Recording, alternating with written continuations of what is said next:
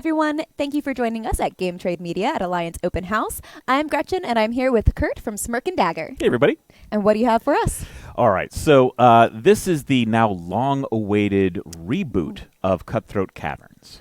Now, Cutthroat Caverns has been one of our staple games. It's probably our most critically acclaimed game, and the original game came out in 2007, and it was starting to look every bit 13 years. I remember 2007. I remember the style going on there. Yeah, it was, and I didn't really have a huge art budget back in those days. So people kind of loved it with all the wrinkles. And I've also become a better rules writer, and there was an opportunity to fix and enhance the game overall, everything from the components to the keywords to the rules to all the artwork. So it's an exciting new version, but it is in fact the core base game that everyone loved. It's just there's going to be a lot of things that have changed since they were last here. Interesting. Well, it definitely looks beautiful. Well, thank you. Yeah. That's one of the things that we did focus on quite a bit. As I mentioned, there was no art budget back in the day. Lindsay Look, she provided all the illustrations for the lead characters. And so they are just stunning. The cover is now exactly what I wanted from the original, with all the characters, beset by outside dangers and yet unable to trust even whoever had their back. Because this is a game, it's about kill stealing in a dungeon. And you are working hard to defeat these creatures, and you must work together if you're going to survive. However, only the person who lands the most killing blows on the most creatures gains the prestige and earns the right to gain this one relic, like the one ring in Tolkien, right? So now everything, it just matters how well you do in this last, escape from the caverns. The stakes are high. The stakes are high. So you're all Boromir, right? So in any case, so now you've got this hand of 7 cards. There are no dice in the game. You decide how hard or how light you're going to swing every round as you jockey for position to land that final blow. So as an example, let's say we've been battling a creature and it's been driving us crazy. We're bleeding out. We're taking lots of wounds. We finally got him to 120 points worth of health. So now it's your turn. You are player number 1. We'll say you're Orn over here for the moment. And let's assume that you've got these as generally types of cards in your hand. They range from 0 to 100 points worth of damage with a nice bell curve in between. You would really help the party by taking the 100 and setting it face down as your attack for this round. The pain is probably going to stop. The creature will die. But what you actually did, as we start revealing our damage, through the initiative order, you're going to do 100 points of damage, and you're going to leave it with just 20 points. And now player 2 waltzes in, lands the kill, gets the prestige, you get nothing. Ooh. Right. So you think to yourself, need to be sneaky. Do I let this creature live longer? Do I instead poke it with a stick for now, hoping that it lives long enough? The mental image of that is just beautiful. Yes. So maybe it'll live long enough for you to swing at it next turn. Or maybe you really plan ahead. You're going to slip behind instead. Now, slip behind is 0 damage now, but double damage next time. Promise, folks. Yeah. And so that's kind of what you're doing. You're trying to set up the kill just for yourself, but the longer you keep the creature alive, the more damage it does, and the all closer you get to death. Oh, that's no good either. No. Now, there are, of course, all these nasty action cards. All the blue cards are action cards. So they play out of your hand. They're not set like the other cards. So now change the scenario. Now I've got this creature is down at, say, 90 points. And now I'm player 3, and so I'm going to swing for 100 points and kill this thing. Well, player 2 says no. Critical miss. Not only do you stab yourself in the foot for 10 points, but that is completely canceled. And I, however, play not on my watch, canceling that, and my attack is just fine, thank you. Meanwhile, player 4 says, I need you to hit it, but not that hard. So they play tougher than it looks, rotating this down to just 50 points worth of damage. Ah. And now player 4 sneaks in and lands the final blow and gets all the prestige. That's what this game is all about.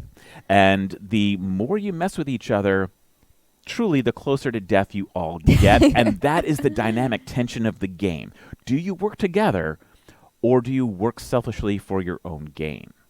And every single creature in the deck is a honey trap of sorts that is designed to give you a little reward for working against the others and maybe yourself. And it's almost like a social experiment. Yeah. And that's the joy of the game. So, as I mentioned, now there are all kinds of new pieces of artwork. So, Are there new creatures? There are 2 new creatures, but as some players of the game may recognize Hate and Bugaboo, in the original game, these were essentially colored line art. Oh, wow. It was like they were pencil drawings because that's what we had. But now, of course, all of this is just rendered in just beautiful, beautiful artwork.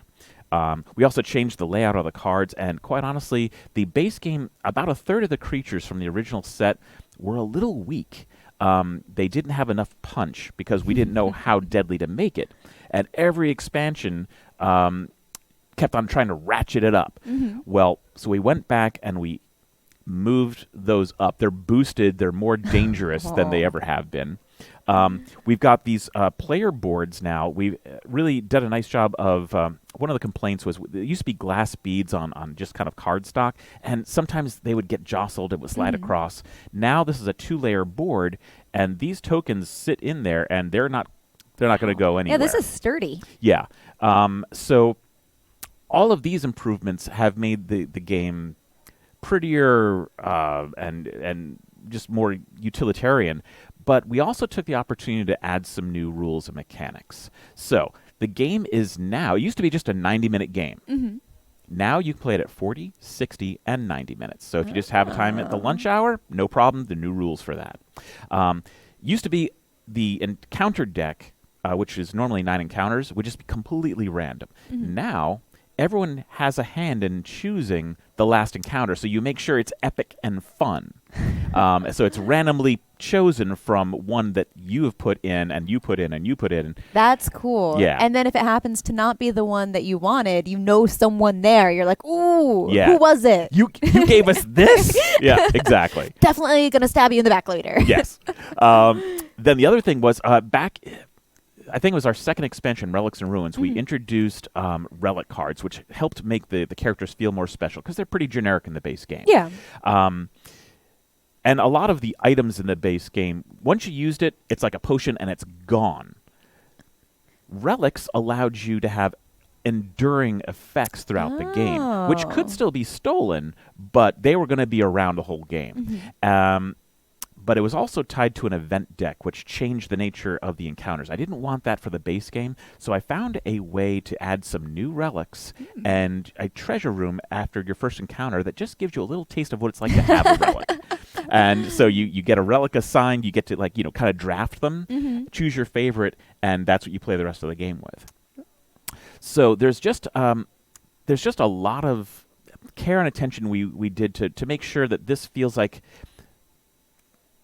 the edition for today's modern gaming age, really.